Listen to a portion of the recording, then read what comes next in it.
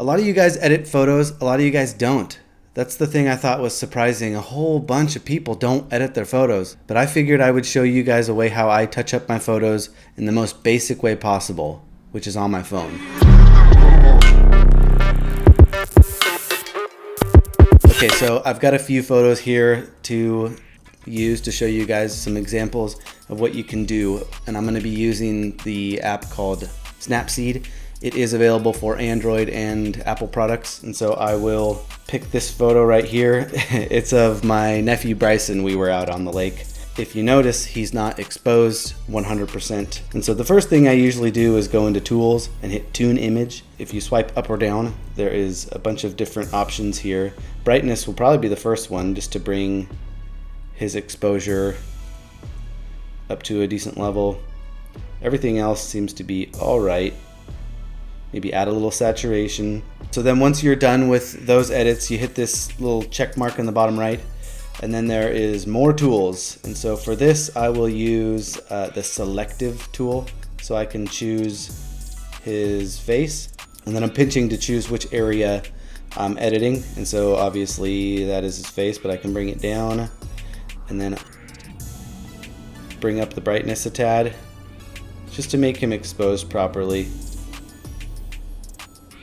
And then you can add more of that effect by hitting the plus sign.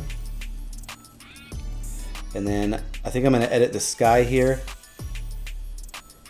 to be less bright.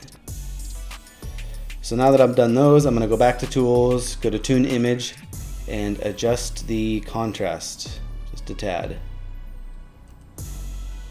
And then hit the check mark. And so if I want to see a before and after, just tap the screen and you can see huge difference. And so then I hit export, save, and then I'm done with that. It goes through this process of saving it. Done. Easy as that. Open on the next photo, and let's show you some more examples of what this amazing app can do. All right. So the next photo here is Mount Jefferson. A beautiful photo in my opinion, but I think if you look at the top here, it needs a little bit more headroom. And so I'm gonna go in and use this cool tool that is called Expand. And so I just can bring up the top here, and it uses like whatever is around it to guesstimate what should fill that area.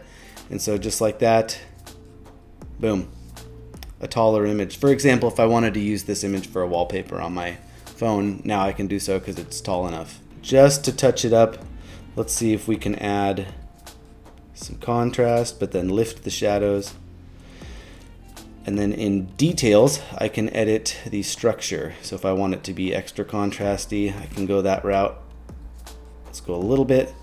And then, let's go into sharpening. And I can add some sharpness as well. And so if I look at before versus after, huge difference. I love it. Next photo. All right, so this is a photo I took a while back when I was on the Oregon coast, but you can see on the left side of the image, there is some shadows that are a bit too dark. And so I will go to the tools, choose selective, hit that area, bring it down, and then brighten it up a little bit. That wasn't enough, so I'm gonna hit the plus sign, add a little bit up here, brightness.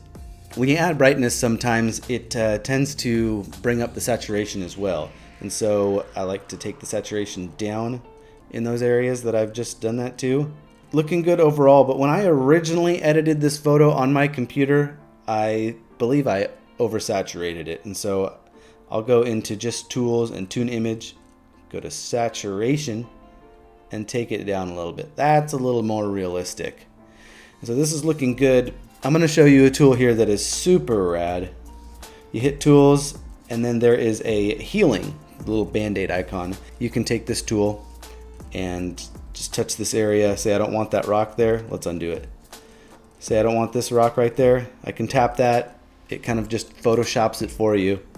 Done. That rock was kind of distracting to me, as well as this one. We can see if we can get that out. Sometimes it does a good job, sometimes it doesn't. But there, all the distractions are kind of gone. The water takes you out there to the sunset, and good looking photo, done. Let's look at the before versus after. Much better. So now it's ready to share on Instagram. A lot of the time I will edit my photos on my computer, love them. They'll look great on that screen. Then I'll bring it into my phone, go to share it on Instagram, and then think that I hate the colors. And so then I re-edit it a little bit with this app using some saturation usually, and then I share it. And so maybe you could use this app for the same thing. So I'm gonna hit export.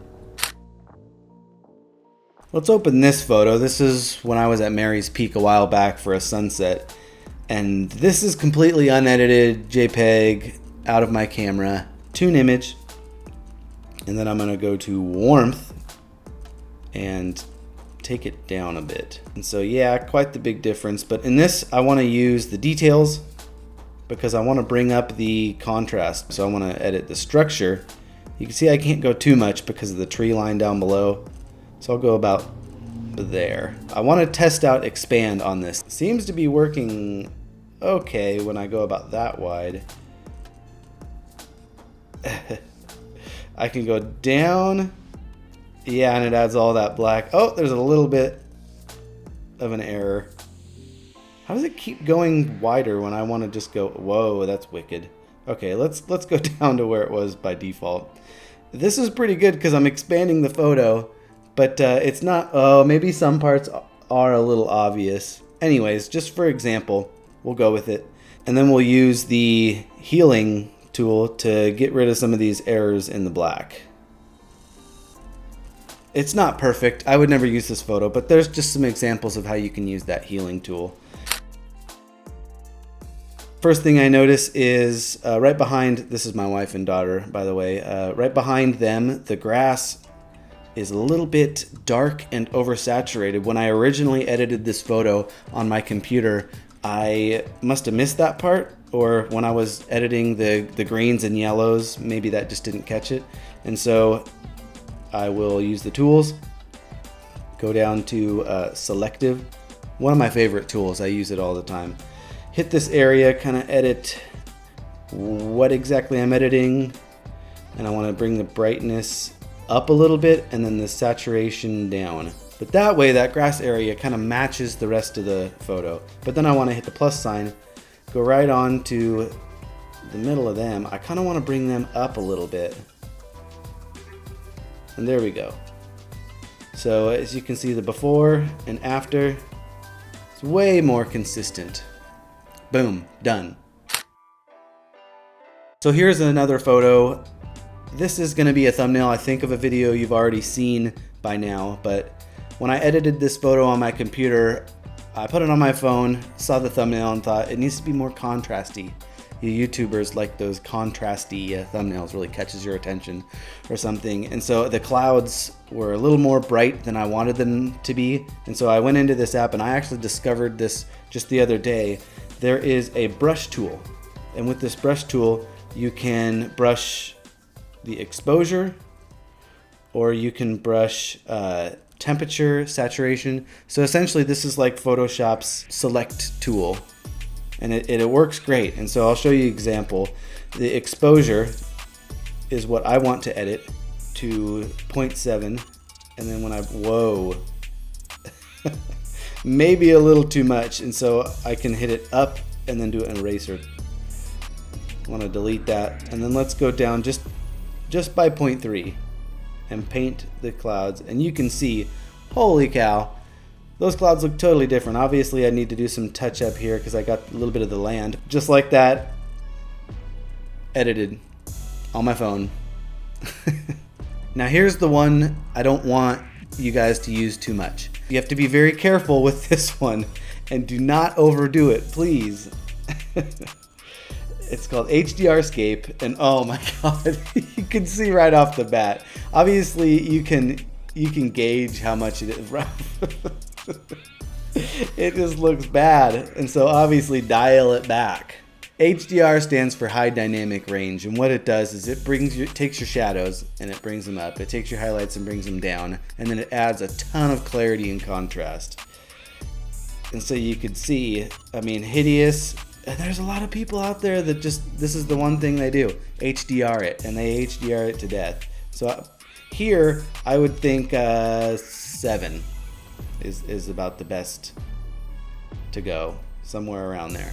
Alright, so that's just about all the effects that I'd like to show you in this app. Try it out and experiment. There's a bunch of tools in there that you could use that make your photos better. But not only just better, but it will make you learn what you like about your photos. And I think that's the key, is take photos on your cell phone or on your camera, and then you edit them.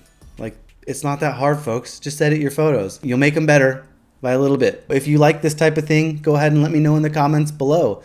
And I'll do more. Go ahead and like the video, subscribe if you haven't already, and I'll see you in the next video. Love them, because that screen, you know, it looks right. Let's start that over.